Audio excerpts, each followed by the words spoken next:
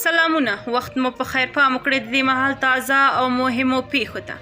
هند او پاکستان که څه هم اوربند شوی دوی د یو بل ډیپلوماټان شړلي دي.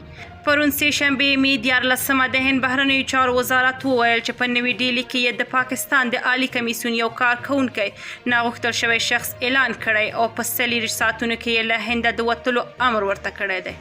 وزارت ویلي چې ګواکې هغه ډیپلوماټیکو نورمونو خلاف فعالیتو کې ښکیل و او د پاکستان د شارجه ته یې د دغه ډیپلوماټیک په اړه رسمي خبرداری ورکړی دی.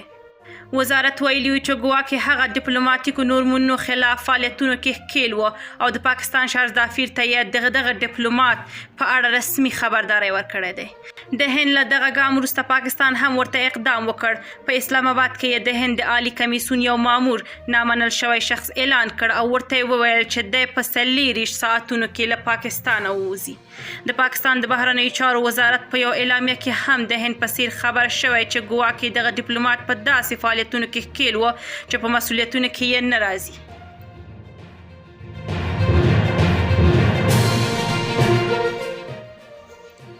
احمد شاه د سوریې د انتقالي حکومت ولسمشر وایي چې که بندیزونه لرې شي نو حکومت به یې هیواد د کار او آبادي پر یو مرکز بدل کړي. شاه د سوریې ولس ته په یو وینا کې وویل موږ د سوریې د یوې نوې انقلاب په درشل ولاړ یو تر څو وکولی شو خپل هیواد ته بدلون ورکړو. هغه ټینګار وکړ چې سوریه د کورنیو او بهرنیو پانګوالو لپاره د پانګونې چاپیریال جوړول ته ژمنه ده څو دا هیواد بیا ورغول شي.